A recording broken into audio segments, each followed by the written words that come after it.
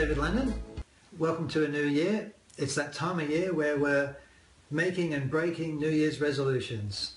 And I was thinking about that because now is a great time at the beginning of the year to think about your business and start setting some goals if you haven't already. But what is it about setting goals? Why is it so often that we don't follow through and actually achieve them?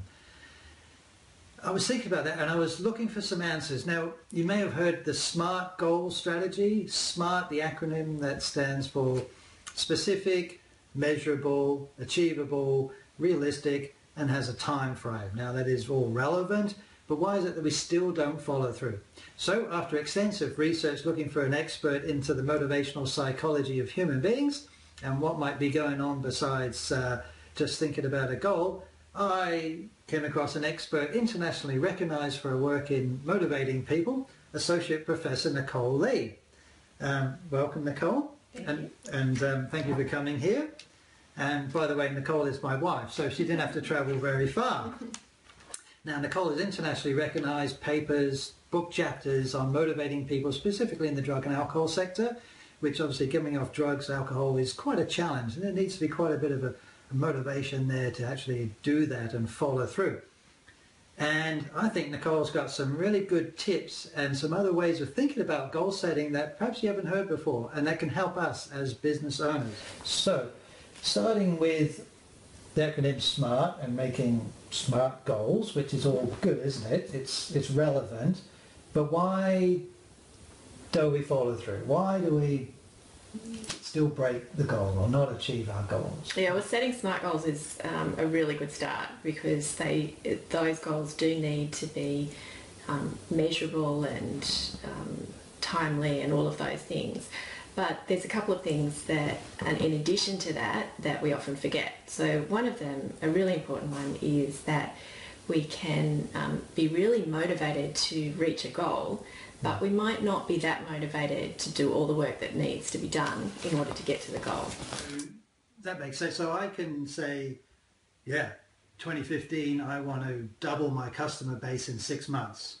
And I can make that as a goal and feel good initially, but then I'm not thinking about, well, there's actually a lot of work. There's a lot of steps in doubling your customer base. Yeah. So the motivation to actually do the work doesn't match the motivation to...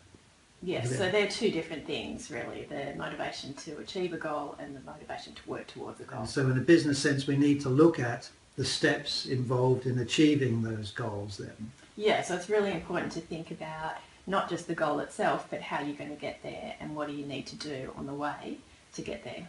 Right, so from a business coaching point of view, the business coach can help you look at your end goal and work backwards, look at all the steps involved, and then you can be really fully aware of the resources and time required in hitting those. Yeah, that's right. And also a coach or a counsellor or a mentor can also help you stay on track with those small goals as you work towards the bigger goal. Okay, so tell us a bit about, is it important then to have small goals? It's important to break the movement towards a goal into small steps and reward yourself along the way. Is there anything else then that when it comes to goal setting that we tend to, or New Year's resolutions? Yeah, so there's a thing that we call in psychology the change violation effect, and that's when we working towards a goal and it's all going very well and maybe we have a slip up. So for example, I might decide that I'm going to eat more healthily this year, and I start the first couple of weeks and I'm going really well, and then I eat a block of chocolate. So there's two things that you can do then. You can say, well, stuff it. I will broken my healthy eating plan now. I might as well just go back to eating whatever I want. Or you can say, well, that's a slip up and I'm just going to write off that day. That's fine, but tomorrow I'm going to start again and get back on my healthy diet. I might say I need to make 10 new cold calls a week. I get to 6, fail to do any more, beat myself up, throw my hands up in the air, well that doesn't work, I've blown it. Yeah, I'm hopeless at cold calling, not going to do it anymore. Yeah, and then I'll just won't do anything. Yeah. And I'll procrastinate on some other things. Right, okay. So what do we do? How do we manage ourselves in that sort of situation if we find ourselves doing that? Well, one of the things that you can do is just to remember that it's very likely when you're making a change that you're not going to do it perfectly. Right. So that there are going to be times where you make mistakes or you slip up or you don't achieve what you set out to achieve. But that's okay. It's just one day, and you can kind of get back onto the track. Yeah, so it's not an all or nothing type Yeah. of mentality that we should have. Yeah.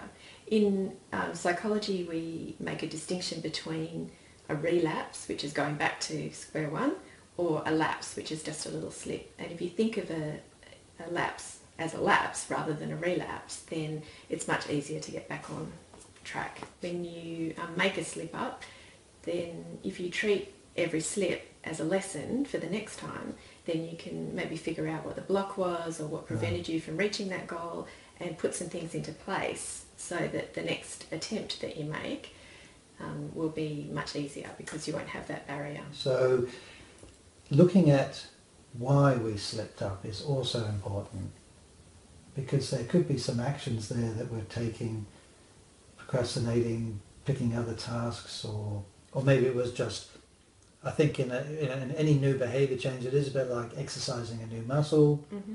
We wouldn't, if we're not a runner and we try and run 10 kilometres in the first week, it might be too hard. We need to start with 2 kilometres, 5, work up 10. So there may be some, there's a couple of things. There may be, maybe your goal wasn't realistic or achievable to start with, and so maybe it was too ambitious, but maybe it was reasonable, but there might have been a bunch of other stuff that's happened in the meantime that's prevented you from reaching that goal. Maybe you've got distracted with some other business stuff and deprioritised the work that needs to be done to reach the goal.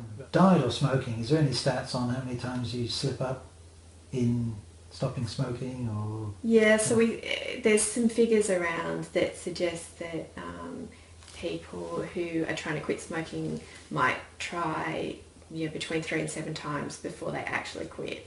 So, but eventually they do generally quit, and you can see that in the smoking rates that have gone down substantially.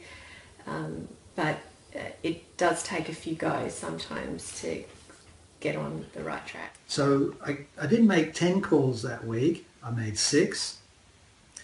I say, okay, that's all right, Dave. 6 is far better than none, so I'm still moving forward. Is there anything else that I can do? Another strategy that's really helpful in goal setting is just to take small, more achievable steps towards a bigger goal and reward yourself every time you do that. So you might start off with 2 calls in 1 week, and then the next week you'll make 3 calls, and then the next week you might make 4 calls. Right. You mentioned the reward factor and the small steps a few times now, so let's talk about that. Because I don't think we do tend to reward ourselves, especially solo entrepreneurs. We're very, it's just us. We're in our head, and but even with a team, quite often with a team, I don't see the bigger picture conveyed perhaps clear enough. And certainly when goals are hit, or certainly the small steps, no, we would think about rewarding. But we've got so many other pressures on. We just got to keep going. So. It doesn't have to be a physical reward either. It can just be, a kind word, or job well done, or even to yourself or to your team. Anything else that comes to mind? Yeah, there's a couple of other things that help people to stick to their goals. One is having support and accountability. So having someone there that who is on your side, and it's a cheer squad, and also can keep you accountable if you slip up, and also if you have a lapse, to get you back on track as well. And the second thing is that the goals really need to be central to your core values. So they need to be meaningful to you, not what you think other people think you should do or what other people want you to do, but what you really want to do and what change you really want to see. They have to be meaningful to you. Well, starting with that, that resonates with something I'm very passionate about, and that's the vision statement for a business. Now, for a long time I thought vision statements were quite boring things, something you just wrote and put away. But you really realise that vision statement, when written correctly, is the core values of you as a business owner, core values of the business. And it's a great measuring tool to check whether you are acting towards the core values, isn't it? So when you're setting a goal, you can set the goal and then you can look at the vision statement and say, is that goal congruent with my vision for the business? So if you've got a really good vision statement, everything that you do, all of your goals that you set and your resolutions and changes that you want to make, if you look back at your vision statement, then you can see whether those goals actually match your core values that are written into your vision statement. Support and accountability. Do you think a business partner is going to work? You need somebody that you can rely on, somebody who's going to be honest with you, and someone who whose judgment that you trust. So it could be a business partner, it could be someone in your business or your organisation, or it could be someone outside your business or organisation, a mentor or... Yeah. I mean, that's certainly, as a business coach, that's a big part of what we do. We're there. And it's often easier for people outside of an organisation, especially if they run the business. There's nobody above them to make them accountable. So someone outside the business is often more helpful. I think those are extremely helpful. Let's just run through them. Just remind me again. We've got the motivation part, motivation of the goal versus motivation to do all the work. Yeah, that's important to keep in mind. When we lapse, when we don't hit a goal, we don't just throw it out and say, can't do it. We recognise we're all human. Get back on and perhaps chunk it down a bit, make it smaller steps. Important to build in support and accountability when you're making some changes, and also making sure that those changes are connected to your core values. So I think the thing to remember is that making any change of any sort is quite difficult. You know, if you've been in business for 5 or 10 years and you might have been doing something the same way all of that time, then it's not going to take you 5 seconds to make a change. You're not just going to be able to wave a magic wand and say, right, I'm doing things differently now. Often it takes a lot of effort and a lot of things in place, and you will slip up over time, but you've got to keep your eye on the prize and keep moving forward. Those are excellent, and I hope you find some of those useful. Feel free to pick and choose any of those that may resonate with you and give them a go, and wishing you all the best for 2015. Hope it's a great year in business for you. Health and wealth. Thank you, Dr. Nicole. Thank you. It's been a pleasure. And see you again next time.